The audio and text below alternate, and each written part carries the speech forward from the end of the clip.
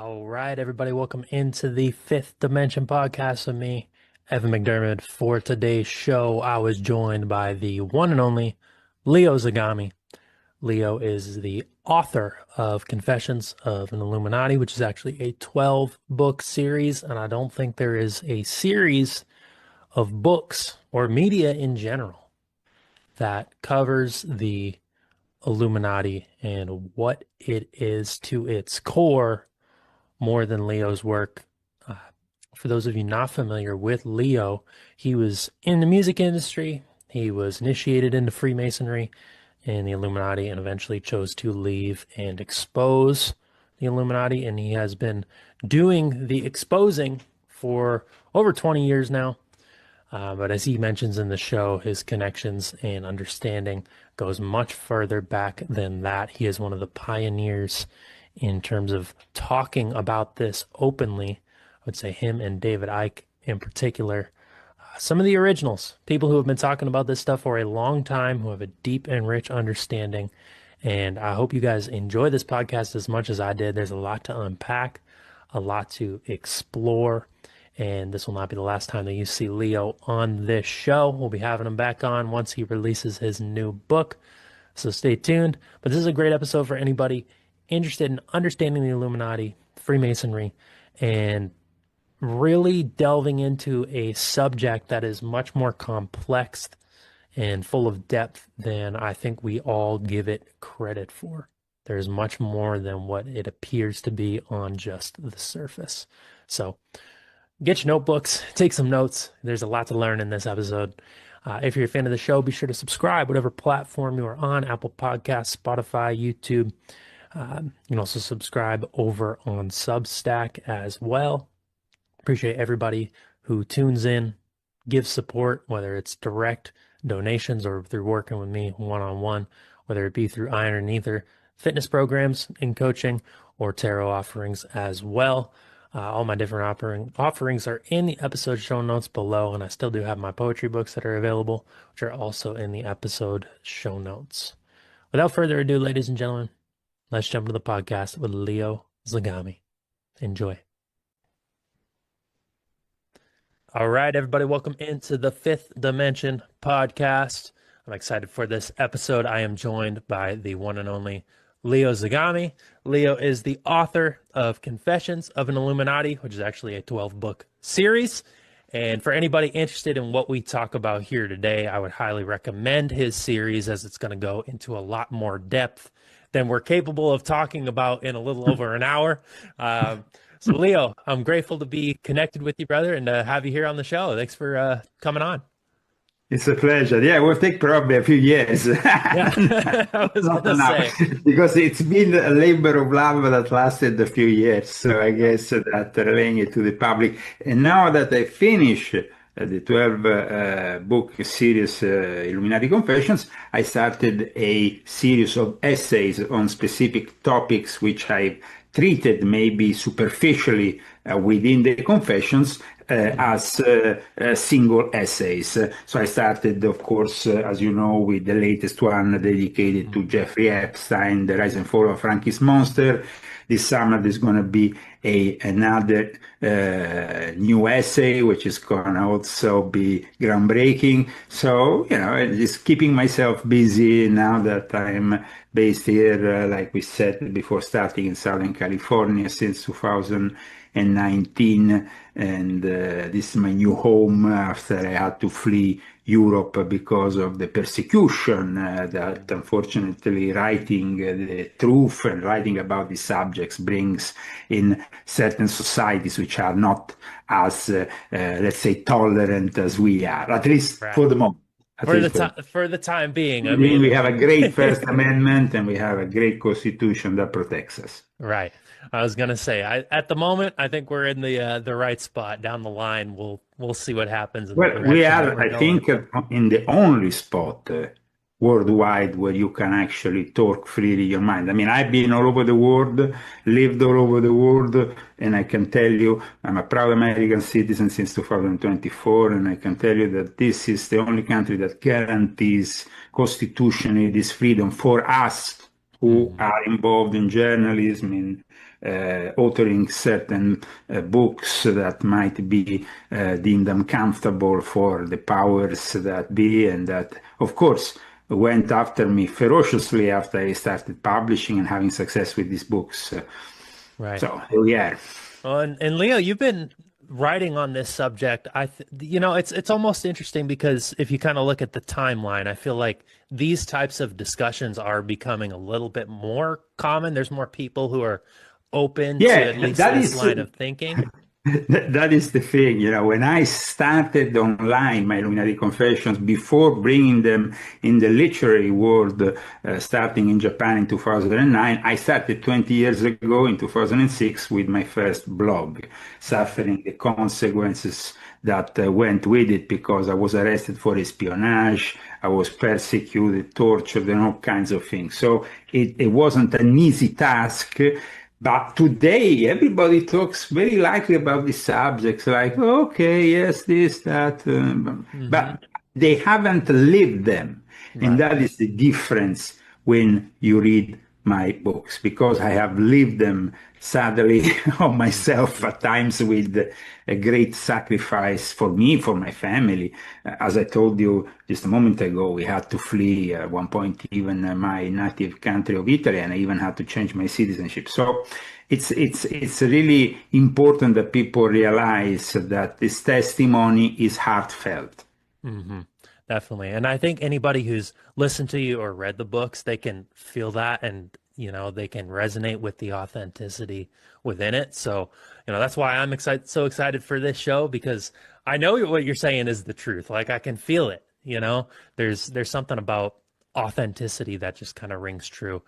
Um, do you, based on that timeline and, everybody is kind of a little bit more interested in, I think, subjects like the Illuminati or the New World Order. And as we kind of look at the world, it's becoming more evident like, oh, there is some hidden power structures at play here.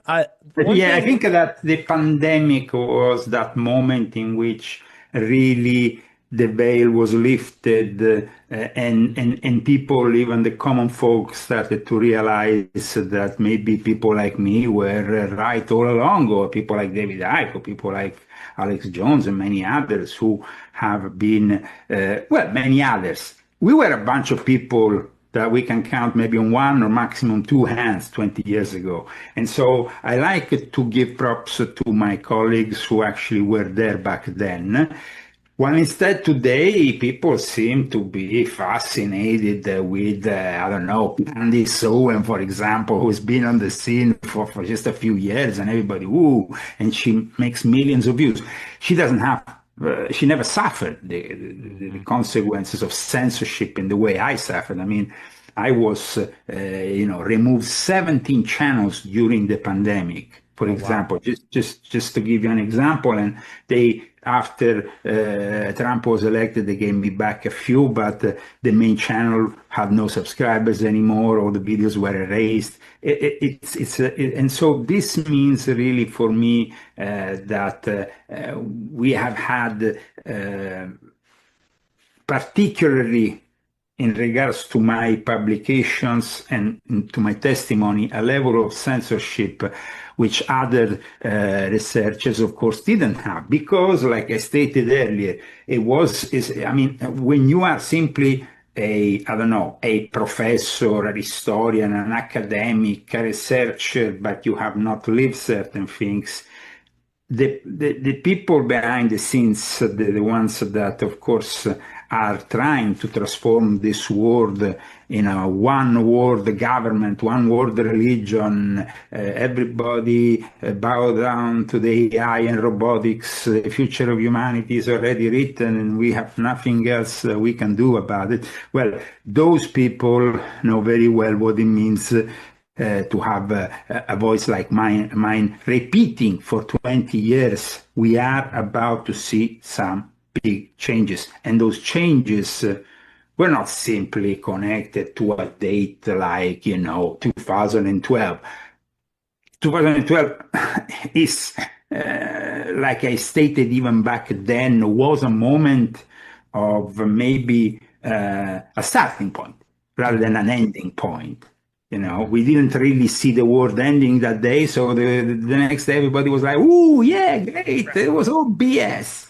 And instead, 10 years later, it's not such BS. I mean, the world is literally living one of the biggest structural changes since the Industrial Revolution.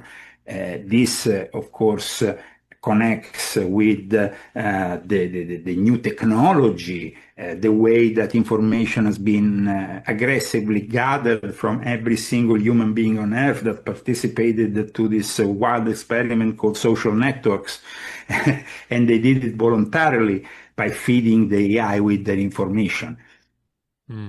Right. I'm now, of course, continuing in my pursuit to warn people that we have very little time before we can maybe, before things will not be able to be even discussed any longer, and we will no longer be able to even go off the grid. So. Right. Well, and it feels like even though more people are open to it, like I could go down the street and have a conversation with somebody random, and there's a chance they might believe in the Illuminati, right? Or they might have heard of it and they kind of have an understanding. But you've been doing this research Or for 20 years. they might say the Illuminati, or they might say the Illuminati, and they might have a laugh. And everything, of course, is addressed in a way that it's always left in a limbo kind of, the popular culture, also thanks to people like Dan Brown, but later on Hollywood has popularized this subject, overly popularized it, and at the same time, of course, historians from even Masonic environments, Masonic researchers have dedicated themselves finally to the Illuminati, but in their eyes, debunking the whole thing, simply stating, "Oh, the Illuminati was an order that lasted only a few years, and then that's it." No, it's not. That's not the case. There was, of course, a formal Illuminati order, the one of Adam Weishaupt. There were many others later on, imitations, because Weishaupt himself, when he was persecuted, he simply said, "We're going to change the name. We're going to simply change the facade, not our intention to bring the world to succumb to our one world government, which is also led by the bankiers that supported Jeffrey Epstein." Jeffrey Epstein himself, is presented to the world like simply a Jewish guy from Brooklyn who had a lot of luck and ended up in great circles. No, that's not the case. Like I've proven in my book, and also you can check my articles that I regularly update at leozagami.com. The files have proven over and over that he was from an elite family that was involved in banking from the 19th century, in prominent positions in Poland, in Vienna, in Prague. They made their fortune with the textile industry. People don't know that, and that's why there is also a connection there with Les Wexner. They made their fortune, though, at the end of the 18th century, so it goes back a long time before Jeffrey Epstein was even alive. The same thing can be said also about his partner, Ghislaine Maxwell, whose real name is actually Hawk, and whose father was himself a prominent exponent of the Sabbatean Frankist milieu, which traditionally dwells in espionage and other activities. So I'm continuing to address also the fact that with Donald Trump, we have obviously a disappointment. People like me thought for a moment that he might be the solution of all our problems because he was not a politician, but rather a businessman. And so, we were naive in a way, but we really wanted to believe that the guy who already has billions doesn't want to make more billions. But greed is actually a subject which I know very well, and I tell you why I know this subject very well. Greed is something that was discussed in a black and white movie of a long time ago, a movie that was made by a guy called Erich von Stroheim. It came out in 1924. People don't know this of me. I rarely talk about this. I might have actually talked about it in Volume 8 of my Confessions, which is dedicated to the entertainment world.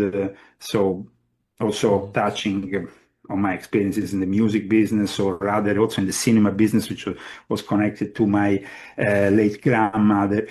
But the thing is that in the early 90s, in 1993 to be exact, 93, I think, yeah, 93.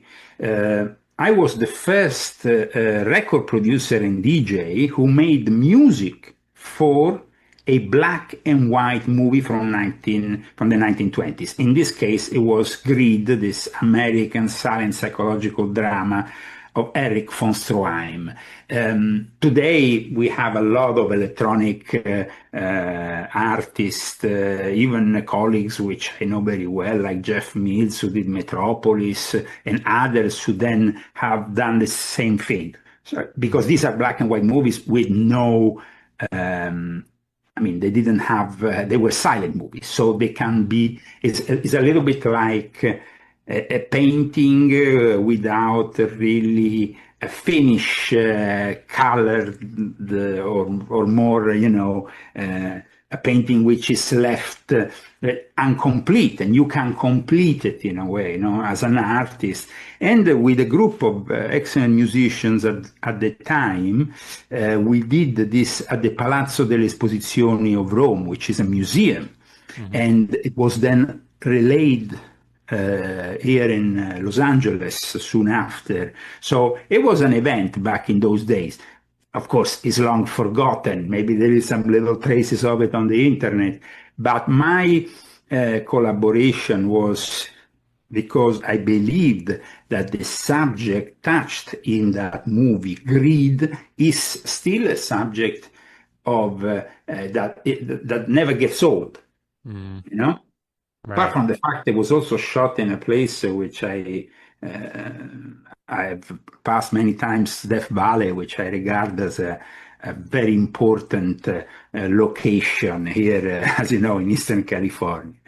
And so the fact that people with greed lose their, it's like they go after something so much, and in the end they get sucked up by that negative side of it. So it's like, I remember when I had to make the music for them, it was like 2.5 hours music, and it's like a silent movie. And I was in my early 20s, so it was initially I thought, geez, man, this is so boring. But then I realized that it is important as a subject, and it's always going to be relevant. The fact that the people simply don't get that greed is not something it's not something that you can avoid if for the pure-hearted. Those are the ones who can maybe avoid the imminent problems that happen after you go after money and power so much. And I'm sure that one day, probably closer to the end of his life, Trump is probably going to realize that. I would hope so. I'd like to think he would realize it now, but I don't think that's going to be the case. And with going back to Epstein, right? For me, when I look at that, it felt like an opportunity for the public to kind of really see beyond the veil, like you mentioned, and see what's taking place. But kind of seeing the outcome of it, it almost feels like it was a missed opportunity, because people have this idea, all right, we know Jeffrey Epstein and maybe there's a global power structure. But to me, it feels like maybe with the Illuminati and with Epstein, people just have a very surface level definition or idea on what it is. Is it that they don't see the whole web or the whole sphere of influence, or kind of understand how all of these whether different organizations or politicians or all these different fronts in the entertainment industry, do they not see how they all interconnect? Like, did we just, because I don't know if there's going to be another Epstein type of revelation that comes out that gives people really a behind the scenes look and says, "Hey, it's right in your face. People can go into the Epstein files and read all about what's taking place, and they still don't seem to see the bigger picture, at least on Yeah, no, paper." the thing is that we have not even seen the entirety of the Epstein files. Hmm. There's That's true. probably a bunch of them that are still, of course, kept under closed doors. I mean, we also had the admission that Epstein himself hid in various places, his own documents, videos, and so on. We never really have the clarity that we should, because it involves such powerful people, people that are behind the political theater of Washington, the people who finance that political theater.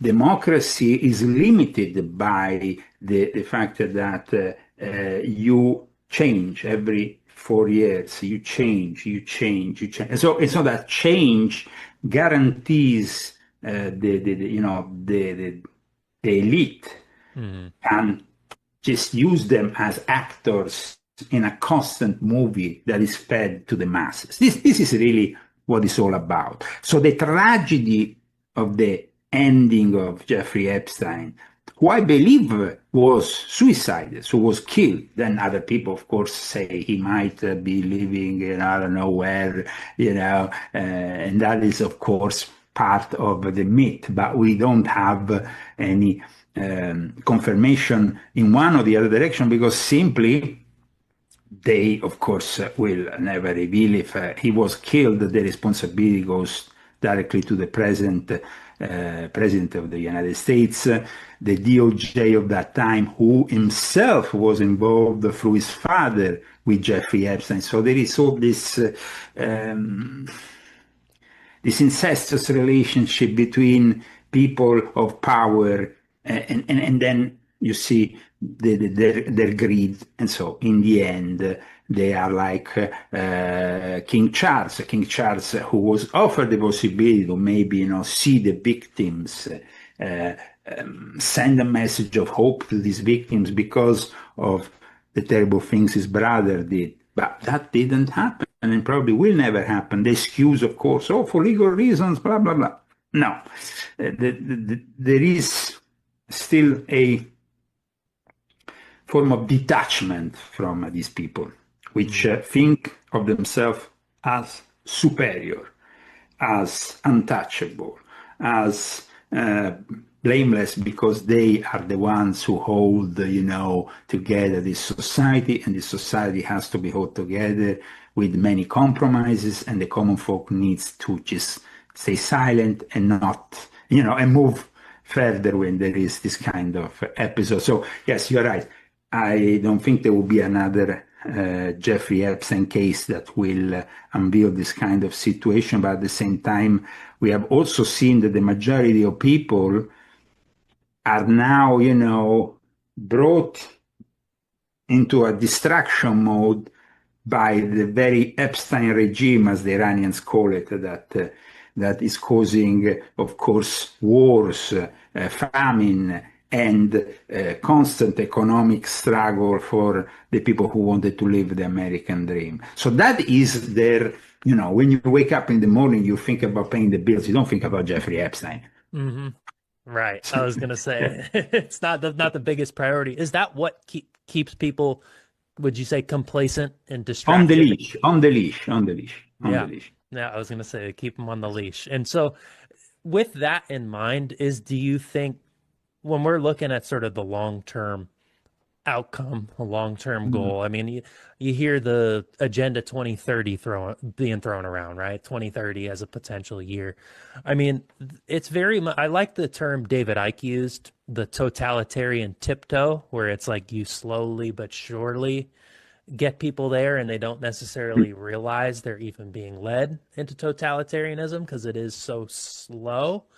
But do you, at least from your perspective and having been covering this for over 20 years, do you think there is a grand enough, a large enough First of all, I want awakening? to correct you because I've been covering it, but I was living it much Well, that earlier is because true. I was initiated into the this irregular Masonic order that belonged to the Illuminati of the New World Order by Prince Aliata di Montereale in 1993. So for me, it was like an internal struggle between 2003 and 2006, which I also talk in my books, that eventually led me to disclose what I knew because I wanted to survive before they eventually got me out, maybe whacked me in some way or whatever. So that for me it's been a lifetime since I Mm, was brought up by my grandfather who was a politician, my father who was a psychiatrist who was experimenting in the paranormal and worked with MK Ultra. These things are very relevant to understand what brought me to eventually start this quest for unfolding all the truth I knew in 2006. So that is the start of something, yes, but it's not the start of my experience, which really started probably from the moment I was born and everything I saw in a very privileged environment because of the fact I was related even with the British royal family, or I came from a Sicilian aristocratic background together combined, you know. So this is something I, of course, I wanted to point out. yeah, for sure. Well, and I'm glad you brought that up because based on your like background living it, you chose to speak out and you chose to Yeah, I could expose have it. chose 20 years ago to simply not speak out, take the money, and Hmm. shut up, and Right. live my life in compromise with nice, villas and nice everything, and never have to worry one day about, selling a book, which is like people say, oh, well, the guy is trying to make money selling books. Well, maybe you should really consider why I'm brought to have to survive through books now because I have renounced to so much. I mean, even when I left Italy, I had a big villa. I go there, with the car, I push the button, the gates open, and and all that. So now I live in a small apartment, one bedroom apartment, a condo, and of course, it's a different kind of situation. But me and my wife love it anyway because we love freedom mostly. Hmm. It's like it's great to have all the villas you want and everything, but then you have to also compromise, or you have to. And once you step slightly out of line, you find the police at your door, like it happened to me many times when I was in Europe. Right. Well, would you say that the majority of the people involved, like let's say in Freemasonry, at what level do they Now, have? Freemasonry, I mean, it's today relevant up to a certain extent because we are no longer in the golden age of fraternities. And so we are no longer in the golden age of those esoteric fraternities. In fact, like I explained here, B'nai B'rith, for example, which was born out of the will of the Ashkenazi Jews who arrived here to be integrated, and then they did integrate. But initially, they were offered actually before opening their first lodge of the B'nai B'rith to actually open another lodge of the Odd Fellows because it was the golden age of fraternities. Freemasonry and all that stays to this day esoteric. B'nai B'rith instead in 1920s, like I explain in my book, abandoned that esoteric facade. So today, actually, you have think tanks, you have Davos, you have Bilderberg, you have all these which are stripped of that esoteric element, which for a period of time, like I explained, especially in volume 8 of my Confessions, it's like stripping that esoteric element was also part of what the Illuminati wanted to do because the Illuminati of Adam Weishaupt were actually using and abusing Freemasonry and the esoteric world to then push their political and geopolitical goals.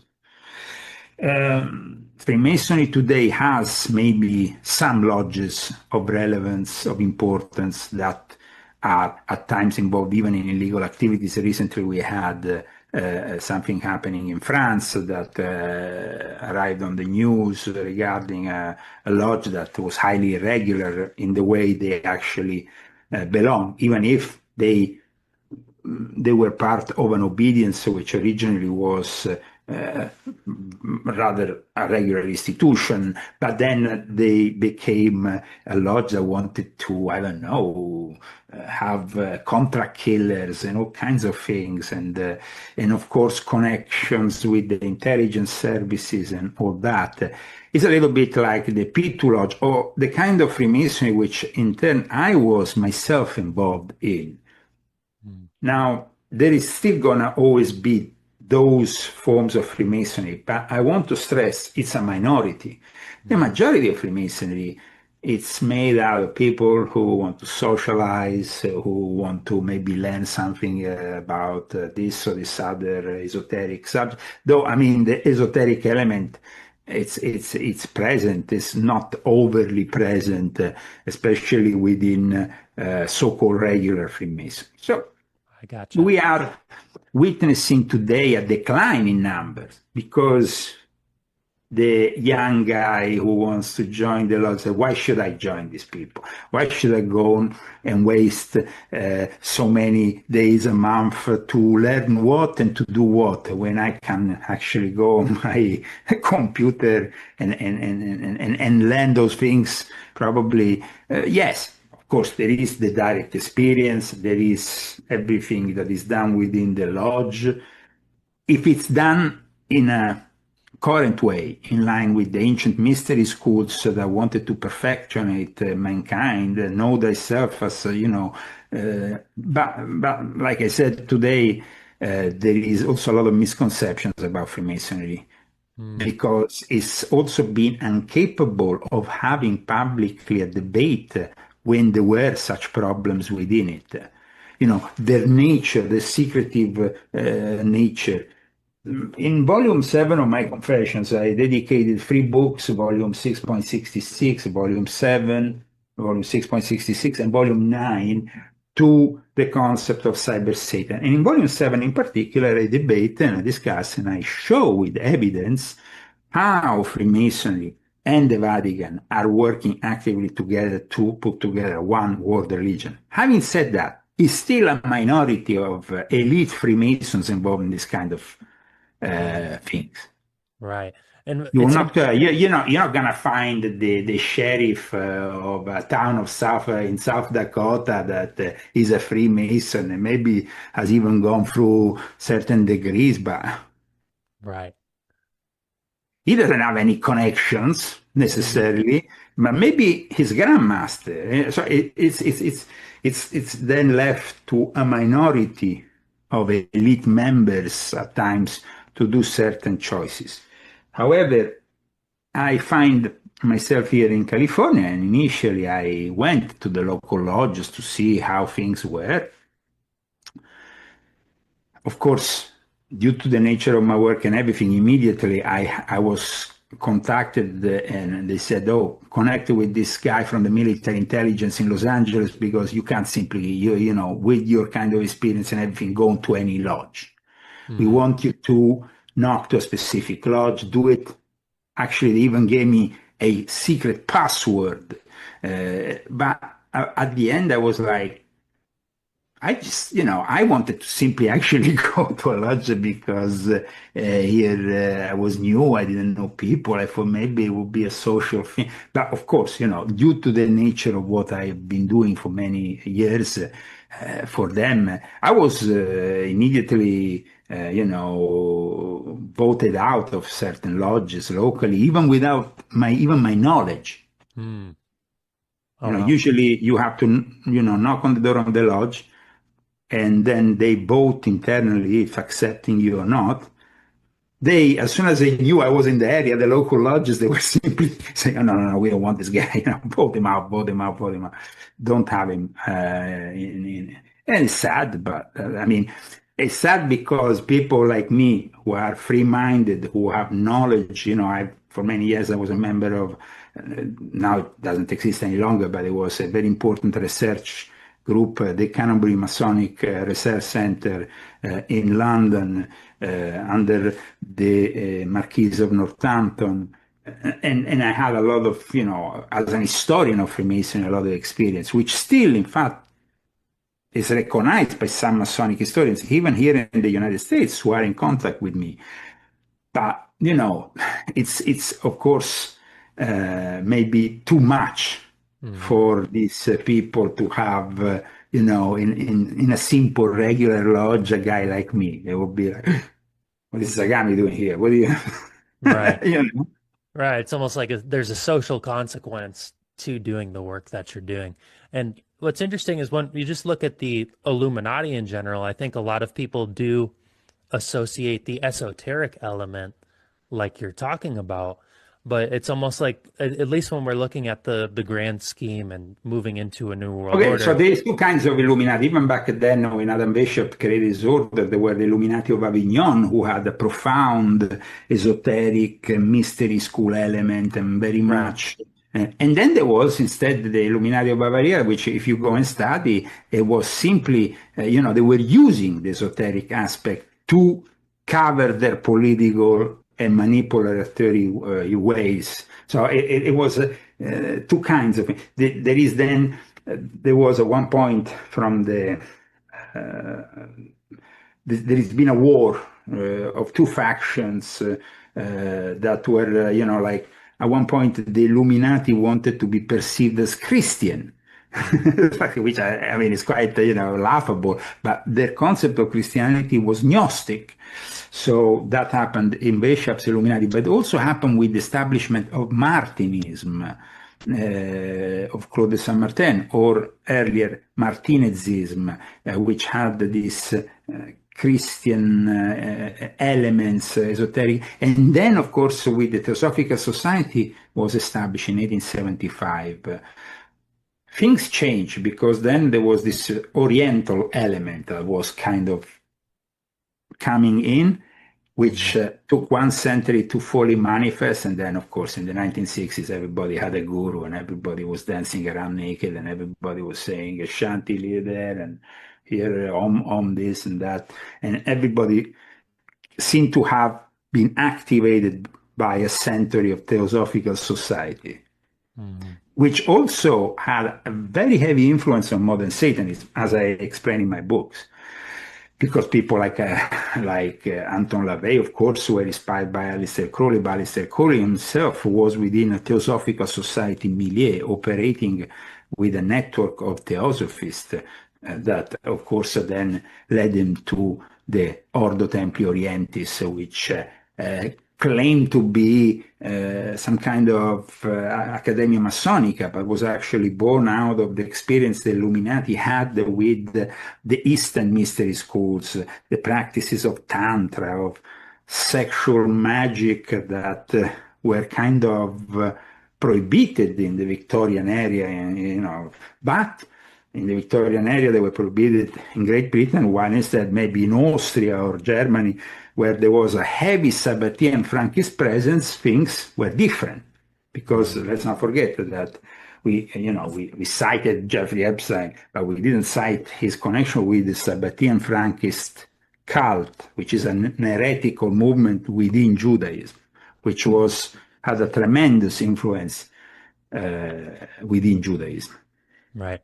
Could you dive a little deeper for that for listeners who maybe, because that's another subject that I think a lot of people have heard of, the Sabbatean Frankinism cult, but well, they don't course, fully understand it. It gets swept under the rug, or it's not fully well, I articulated. mean, we even had, people like Andy Sowen citing Jacob Frank, Shabbatai Zevi, or Moses Dobruska, who was a cousin to Jacob Frank, and who ended up being a participant of this group known as the Asiatic Brethren, which became themselves a way within the Illuminati Masonic network to let in these heresies of the Sabbatean Frankists.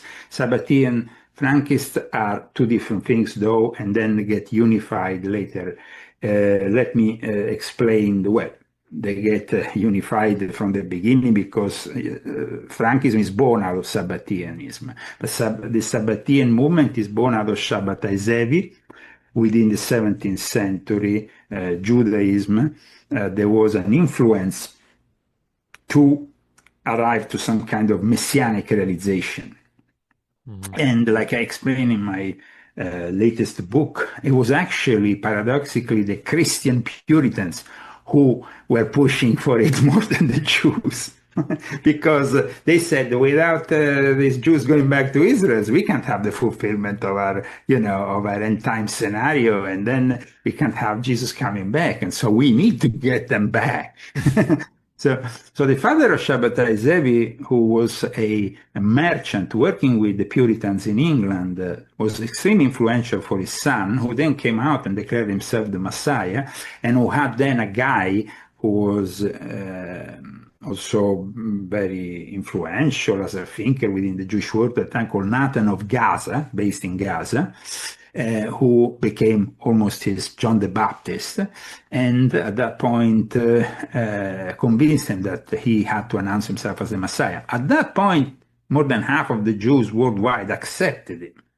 So everything could have ended up really with, a full-on acceptance if it wasn't that God, in a way, intervened. And the Sultan, the head of the Ottoman Empire, which of course controlled the whole of the Middle East back then, said, Shabbatai, if you don't convert to Islam, I'm going to chop your head, basically. So he said, okay, no problem, I'm going to convert. Who cares? Because this guy was such, a manipulative figure. He said, okay, I'm going to make the show, I'm going to convert. 1666 was the year he converted. That was also indicative because the Antichrist, 666, so this is a number that has always, it's a number that has always interested everybody. And so he converts. At that point, of course, most of Judaism abandons him, but not all of them. And those who decide to simply convert to Islam and continue in secret, becoming crypto Jews. A little bit like earlier on, in the Hispanic Iberic Peninsula, you had the conversos or the marranos, which were converts that were pushed to convert to the Jewish converts, which were pushed to convert to the Jewish faith. Some did it in genuine way, conversos, some did it in a manipulative way, just like Shabbatai Zevi, they were the marranos. And there is also a connection there with between the Marranos and the Conversos and the very early puritanical ideas that will trigger the establishment of Sabbateanism. And then a century after the birth of Shabbatai Zevi, there had been already a guy called Baruch Russo claiming to be reincarnation. They believe in reincarnations in Orthodox Judaism. They still believe in reincarnation. Not all, but most. And then you had Jacob Frank, who was born in modern-day Ukraine, who then went to Thessaloniki, which is Thessaloniki today, was part of the Ottoman Empire, had the biggest Sabbatean community, and then he get recognized as a reincarnation of Shabbatai Zevi. That is where Frankism is born. He goes back into the Catholic fold rather than stay in the Islamic Ottoman Empire, and then it starts the infiltration of the Catholic and then the Christian world at large, infiltrating also the Anglican Church and all that. And so then you had also the establishment of the banking system in Frankfurt, because Jacob Frank established his court in Offenbach, and you have the Rothschilds, the Schiffs, all the future banking cartel was established thanks to this heretical belief that encouraged, in a way, the Ashkenazi bankers. Now, there was also a Sephardic element to the Sabbateans at the start, because, of course, most of the Sabbatean converts in the Ottoman Empire were Sephardic. But then after, when it became with Jacob Frank, it kind of became an Ashkenazi thing, Okay. an Yep. Ashkenazi thing. So this is just to describe this phenomenon, which has then influenced the secret society world, because from Eliphas Levi, who is considered the inventor of the word occultism, he was actually, nobody knows, but I have brought plenty of hard evidence of his mentorship by the Sabbatean Frankists, by a specific Polish Sabbatean Frankists, because Poland became the epicenter, and then Vienna and Austria became also the epicenter. That's why the Illuminati, when they were closed down officially, attempted to reopen through a guy who was connected with the Sabbatean Frank, who was Theodor Royce, who eventually then will charter Aleister Crowley. I mean, it's all interconnected, very complex, a bunch of names, 12 volumes of my confessions, because it's like an encyclopedia going through,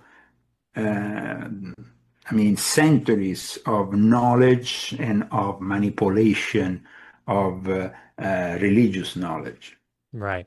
Well, aside from political, the political is like the puppets, it's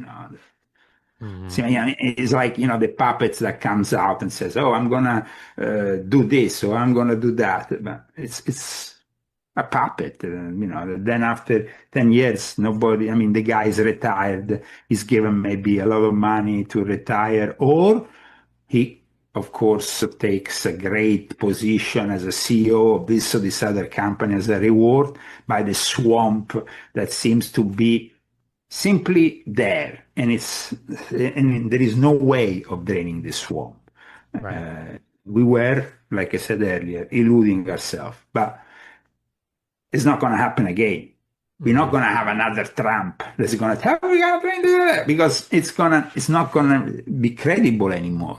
Right. Anybody that comes out today with the same narrative that made Trump who is Trump today, it's not believable. Right. Because Trump is not believable, and neither anybody that will do the same thing in the future. However, Trump is also consolidating himself as a sort of messianic figure, because he is backed by the Chabad Lubavitch movement, which is part of the Sabbatean Frankist infiltration. And so, and at the same time, he's redirecting Christianity and Christian evangelics to follow him like a sort of messianic figure, which is really the work of the Antichrist. Right. I was about to ask, does that give him the definition of an Antichrist? Well, he might not be the ultimate because he's too old, and but he's definitely aiding the next and ultimate Antichrist, because once the technology, which he himself, like Palantir and all his allies in Silicon Valley are putting together for us, this dystopic scenario, then that is the scenario which inevitably will see the rise of the Antichrist. Right. And at this point, like, what role so if Trump is aiding into that, what role would an Antichrist figure deliver to humanity at right? I mean, stage? we have now a Antichrist in the White House, but he's not the ultimate Antichrist. So everything you see from Trump, but of course, with the Antichrist, you will see, maybe, Trump wants to be the ultimate Antichrist, but it's a question. It's a question that is due to his, to his being old, that doesn't permit him to, we have Jared Kushner, of course, within his fold, which is definitely a candidate, and who definitely goes around the world doing things that he doesn't have any,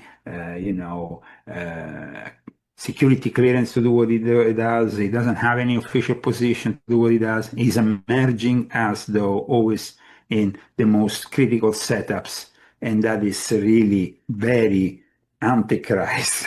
But Hmm. we then have also Prince William, because Prince William, it's also a possible candidate in the age of AI and robotics. Right. And with the rising technology, do you feel the New World Order is going to be implemented through the technology? Like, is it a almost like a type of slavery Well, or the new order servitude? the new order already is implemented. Well, true. I mean, it's been implemented after the Second World War. Then, of course, the new world order that we are going to see now might not see the United States as the leading country simply because China is, of course, the one that, spoiled of every ethical and moral restraints, is unfolding probably the most powerful robotic and AI setup for 2030, which Right. is scary and also makes us realize that there is really no compromise with China, because China is not a nation of people with a soul. They are Mhm. soulless people. They might be good people, personally. I know a lot of good Chinese people. Yep.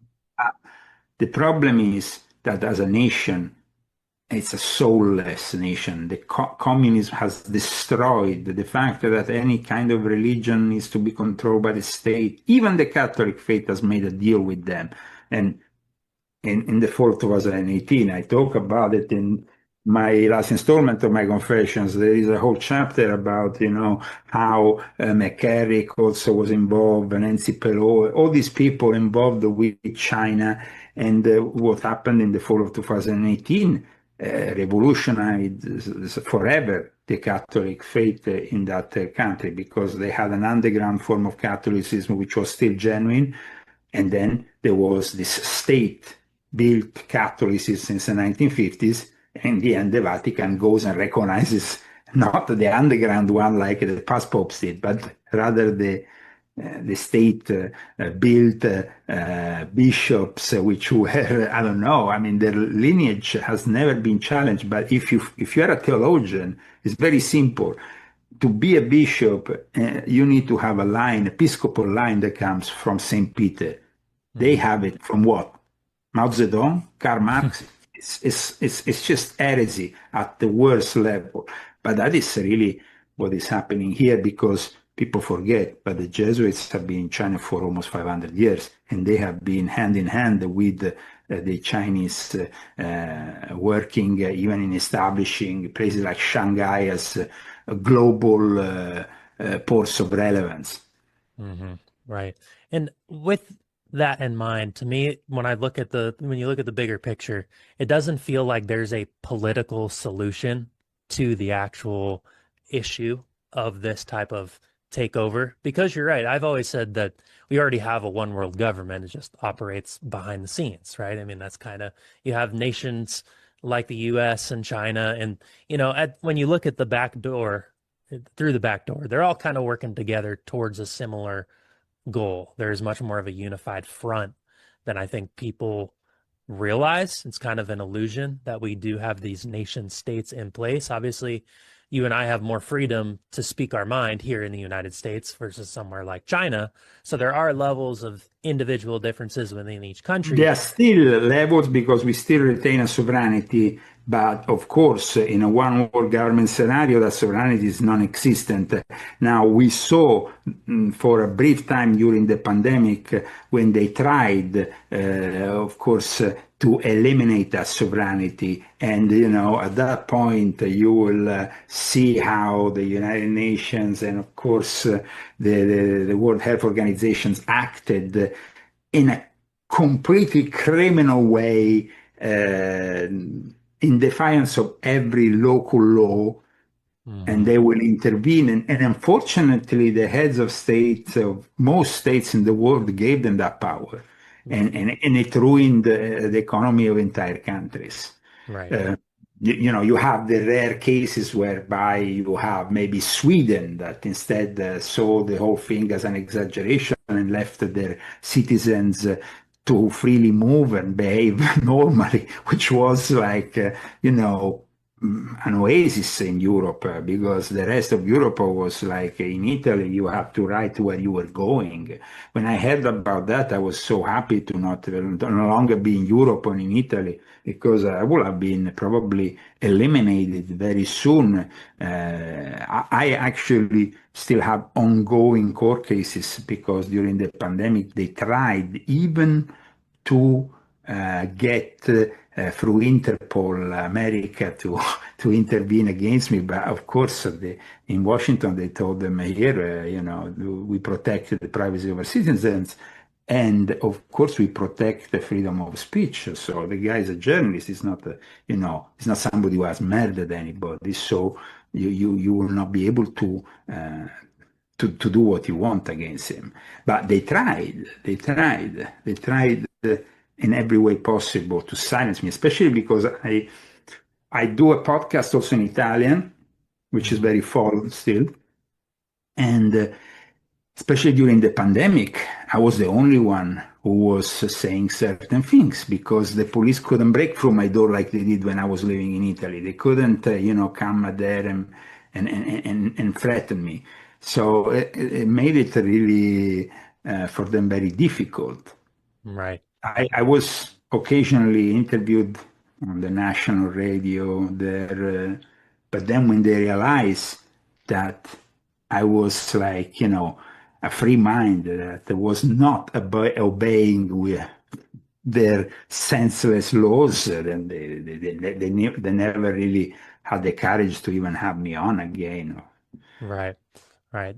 Do you feel that with the direction we're moving, there is a way within the United States, for example, to still preserve like the Constitution and the freedom of speech? Or do you think I definitely think that we have the First and the Second Amendment, and these two amendments are completely interconnected. We know that the second is about protecting from eventual tyrants, ourselves, and that's why we need to have weapons.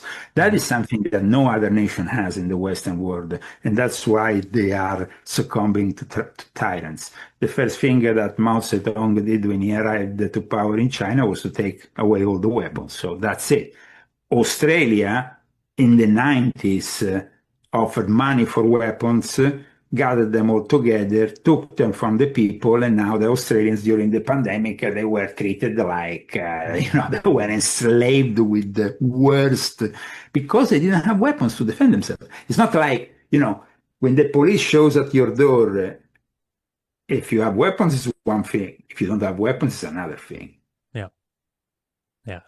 Exactly. I was going to say in South Dakota, we just assume everybody is carrying underneath, because it's constitutional carry. You don't have to reveal it. You can open carry. So, and if anything, it prevents a lot of trouble that you see in certain environments, like in the cities or like in, where you have gang violence. Yeah, these cities, because they are traditionally in the hands of the left and with these very draconian laws on guns, they reflect a little bit what goes on in Europe, where in the end, the people who have, for example, in Italy, the only ones with weapons are either the mafiosi or either the police forces. Yeah. And the normal citizen doesn't have anything. So then, the police, if they know that you are a mafiosi, will not dare to even knock at your door without, of course, they will break in if they are arresting you, but they will come in with, I don't know, special forces and stuff. Instead, when the ordinary policeman, which regularly harasses people in Italy, it's not like here. You get stopped in the street by the police without no reason, simply for a check. You get stopped with your car simply for a check. Right. And you have to obey them, otherwise, you get arrested. It's insane, without any reasons. Here, there must be a reason. I might go at 30 miles an hour rather than 25. Okay, they stop you. Sir, and there is a reason. But in Italy, they don't have a reason. Since the 1970s, their strategy of tension has created this architecture of control, whereby you are controlled more and more and more. And it, instead of decreasing, it has been increasing also after 9/11. Mm. And, I mean, just remember what happened after 9/11. I remember it very well. I mean, I was living between Italy, Norway, England because of my work, and suddenly I had a lot of mobile phone numbers because, of course, I might use the English one when I'm in England, the Norwegian one, but suddenly, starting from Italy, because, oh, there was a terrorist who apparently used this thing, and suddenly you had to register your mobile phone numbers. You had to say that you were the owner and prove you were the owner. And so control arrived aggressively. No burner phones allowed in Europe. Mm. Oh, wow. I was gonna say it's a I was just talking about earlier today going back to a flip phone, getting a burner phone, so I'm not in the smartphone technological grid Absolutely. anymore because Absolutely. I use the apps and everything only when I'm on the computer. I don't have that scroll fixation or yep. anything. A phone for me is a phone. I use it to answer a call. That's about it. Right. Well, and it feels like those are the types of steps people need to actually be willing to take in order to prevent, because, everybody has a cell phone that's a smartphone. It's a digital tracker, realistically, at the end of the day. They're already creating a digital smart grid. They're already they're actively choosing to participate in almost like what's a digital enslavement. And I think people's perception in their mind that's being infringed upon, and they don't necessarily even realize it because it is in the mind, and they don't recognize maybe a lot of their thoughts, their beliefs, their ideas, they were given to them and, beaten down beaten into their head more so than actually having free thinking, original thinking. And to me, that's kind of where it feels like the But most. that's what we're going to see, gradual enslavement until 2030, and then we're definitely going to see something different happening after, though, because at that point, I think that a minority will challenge all this, Mhm. and they will build something external to this grid.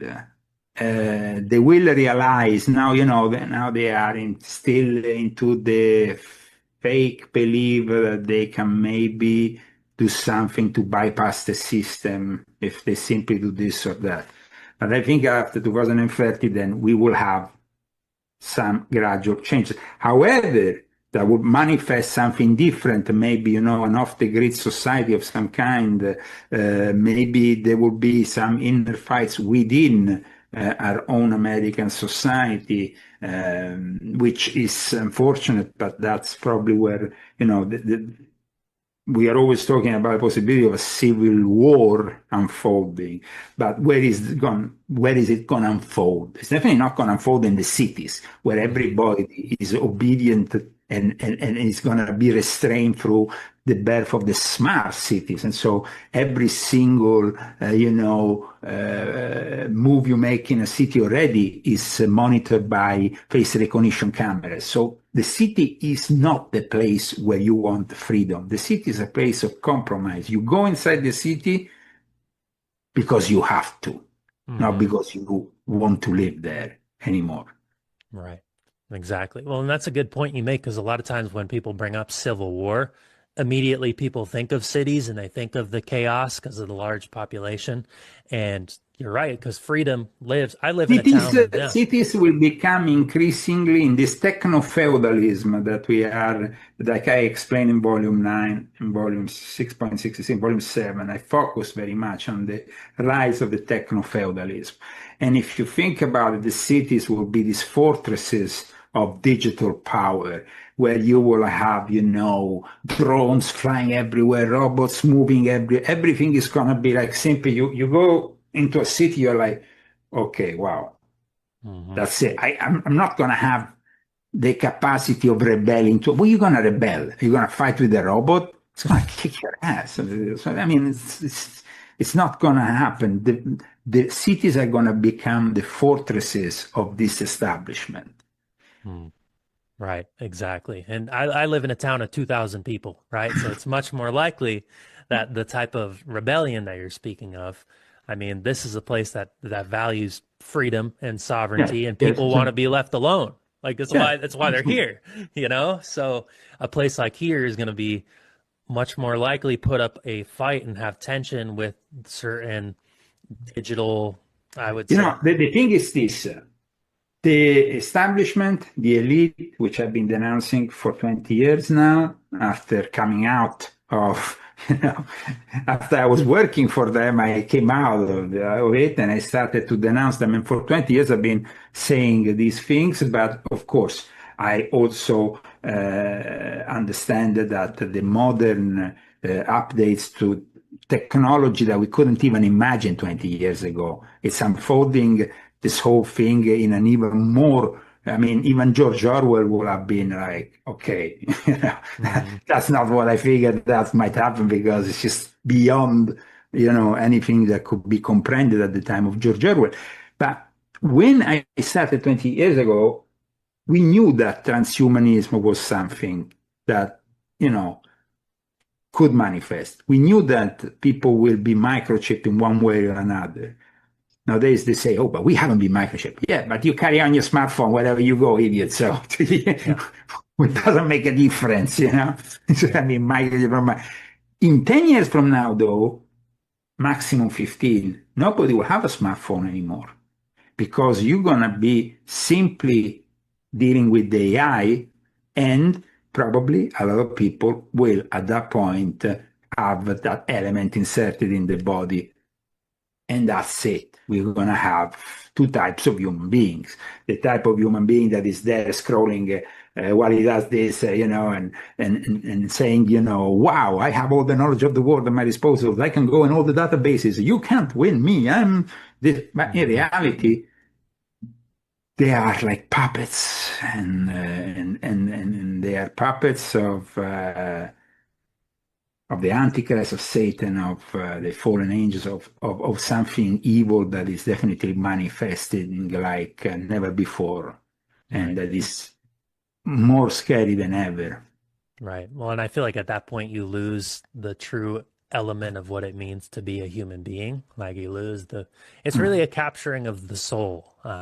And I spoke with a gentleman named James Tunney. I don't know if you're familiar with his work, but he's written countless books on the transhumanism movement. And him and I have had probably about 24 hours of podcast time just because we chat for 3 or 4 hours about the transhuman element. And it really does seem like an inevitability that there will be that man and machine merger. And whether it ends up being you have parallel societies where you have people who are oriented I towards hope freedom and that we will have we will be given the independence, yeah, and we will not be forced into compliance even when we are, like you said, in a 2,000 people kind of town.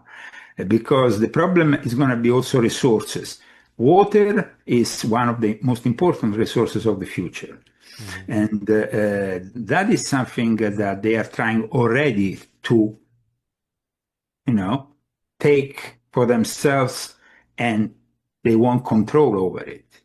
However, there is country where this water is plentiful, and it's Russia, for example, and they don't want to comply with giving necessarily their water resources to this or this other private company.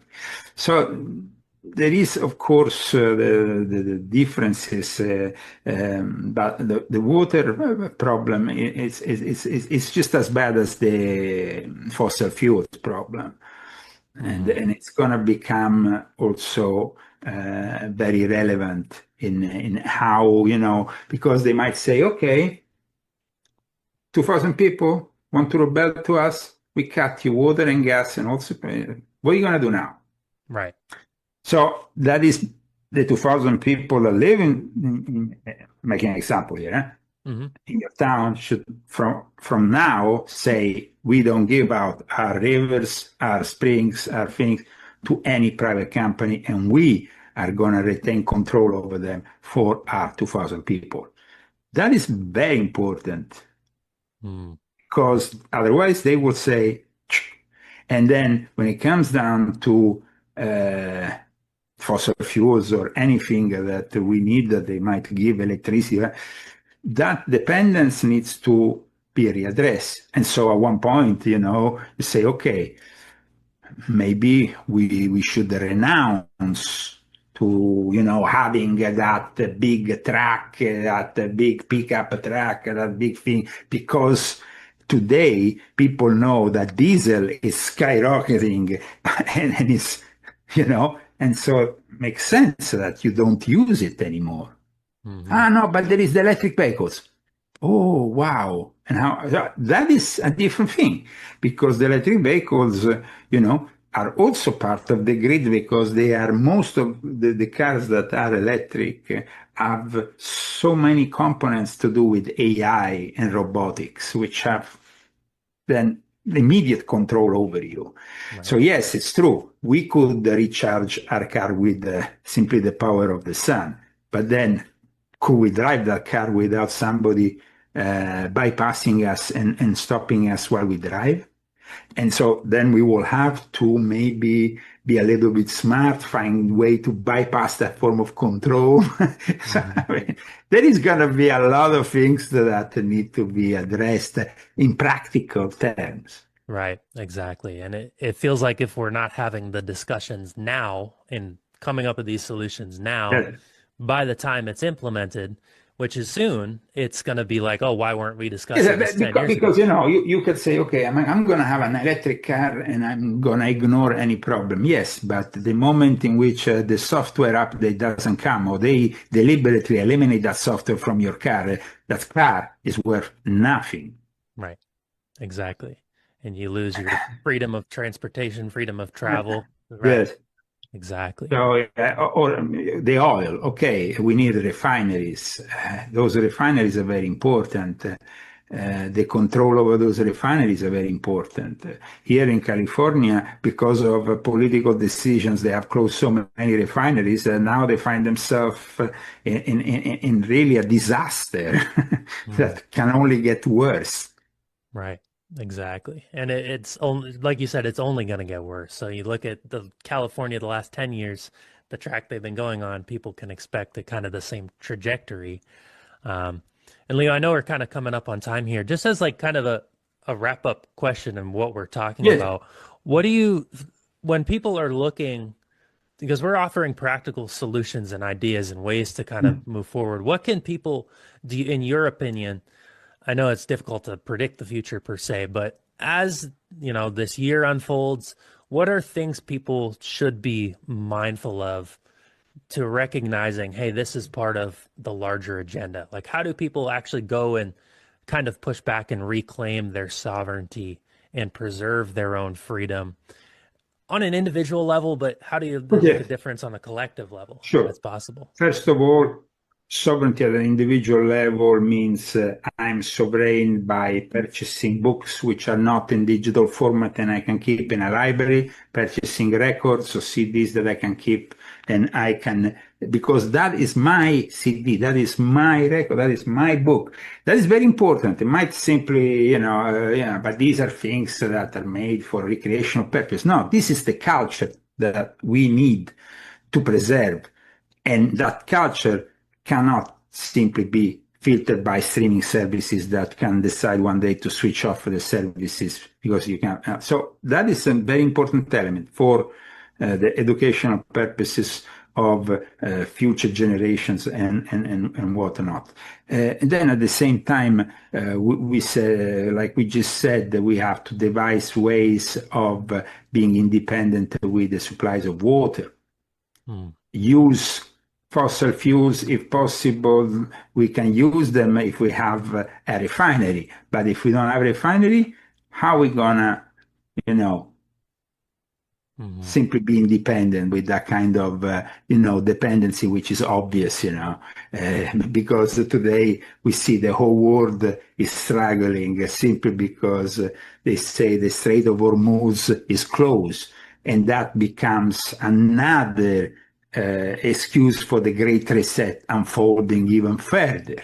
Hmm. Because then, thanks to this, rise in price and things, they are simply resetting, you know, resetting. And then the wars, the 2026, this is the year where we are seeing really an escalation that goes even further than what we have already seen since 2022 with Ukraine. So wars, the possibility maybe that in the future we're not going to have this great mobility, because if there is no fuel for the airplanes now, Europe, for example, this summer might have half of the flights. Wow. But we need to get used to that. We need to go back to the mind of a great grandfather who were not there thinking, oh, tomorrow morning I want to go and have, I want to go there in Taiwan. I want to go on the beach in Thailand, or I want to go in India. No, you're going to have to understand that moving like we were used in the last few decades is not going to be so realistic anymore. Right. And so, that construction around you of a microcosm of certainties is much more important and relevant than the macrocosm of uncertainties. Oh, well, I've connected with this guy over there, with this other guy over there, and we have friends all over the world. I want to see them. I want to do this. I want to do that. I want to sell my product to this or this other country. I think you should address more the microcosm of your community rather than thinking more about globalization, which inevitably is connected to the unfolding of more and more control. Right. Definitely. Yeah.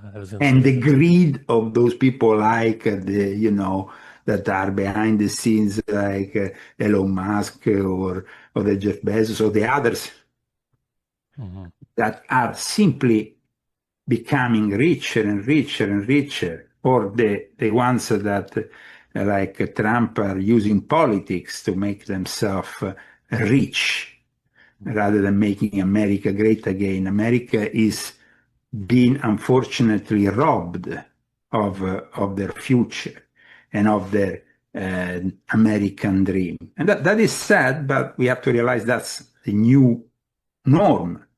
And once you have removed maybe this president and you have another president or another political party in power, things are not going to change, because the technology that is in place today simply it's driving a change that is bigger than any political decision or choice.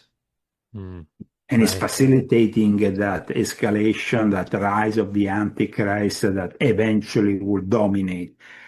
Of course, religiously speaking, these are great times, because behind all these uncertainties and behind all these turmoils, these wars and rumors of wars, we have the promise of something better that might manifest. And so we also have that element of hope that we should always keep in mind in these times of great challenge. So thank you so much for having me today and for this great chat. I will, of course,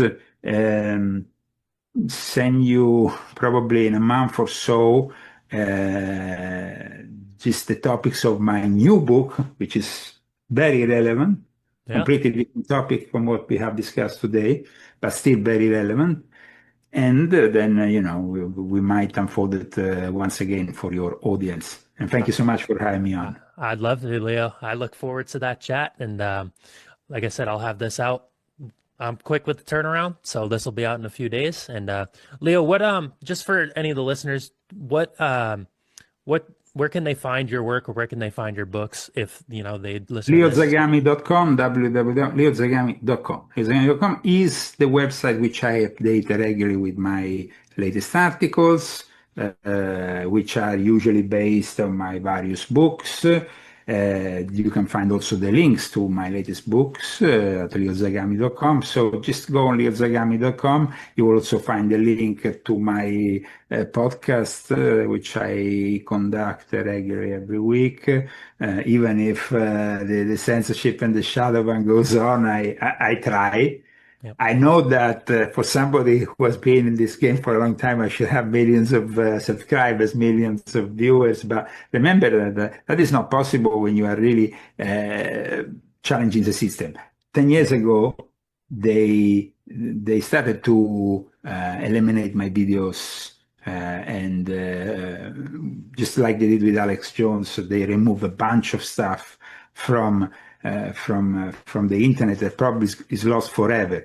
But at the same time, now I'm still present, and hopefully I will be still doing my books, which, like the Latins used to say, scripta manent, verba volant, which means the writing stays. The words Mm. might, I was gonna might say. just simply, but the words that you write stay, and that writing for me is relevant, and it's the best way of also digging deeper in the subjects we have discussed today. Because, like we said before, it will take probably so long to simply dig on one in this book and go into the detail of them. Hmm. But people, should take their time out of the day to read and study. Yes. All I, books are good because books gives us the possibility of developing then our own choices, whatever they absolutely. might be. I hope they're good. Absolutely. I agree with you. And I'll have your website linked in the episode show notes below so everybody listening can just scroll on down, click it, and I would highly encourage get the books because the words are forever, like you were saying, and I very much resonate Yeah, with that the, concept. the writings are there to stay, and it's a testimony of the times we are living, as much as all these hidden elements that, generally speaking, the academic world has been ignoring. Because, of course, when you are a university and you finance by this or this other guy or this or this other institution, either religious or non religious, you have always a commitment to the people who permit you to be there. Right. And so that's why the academic world has ignored a lot of the elements of great interest, which I outline in my books. But in my books, you're not going to simply find speculation or, theories or hypotheses. You're going to find names, you're going to find the dates, you're going to find ways of also furthering your own studies, because I always include, with all these citations, a way for you to commit to your own further studies, which is Right. also very relevant and important. So you then can decide and make your mind up on these subjects. Right. Which is what's most important, I think, for all of the listeners, for all of us. So, Yeah, Leo, I appreciate your time. I appreciate you coming on the show, and I look forward to getting to chat in the very near future and for your next book to come on out. So, take thank you for care. coming All the on, my best. friend. God I, bless America and the rest of the world. absolutely. Special thank you to Leo for coming on the fifth dimension. Hope you guys enjoyed this one as much as I did. And look, it's a lot to unpack. You might need to go back and listen a second time. I've done that just to soak it all in.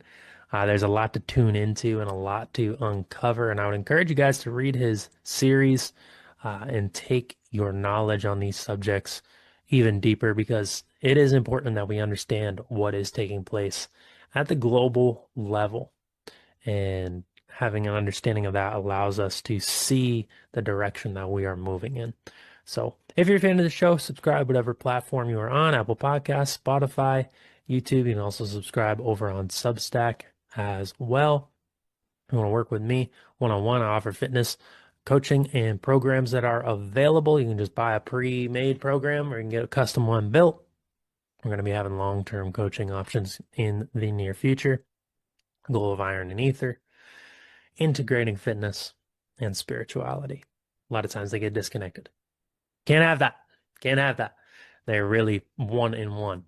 So that is in the episode show notes below, as well as you can book a one-on-one tarot reading with me as well. That's going to wrap up this episode. Stay tuned because we have more great interviews, podcasts that'll be released in the very near future. And I'll see you all next time.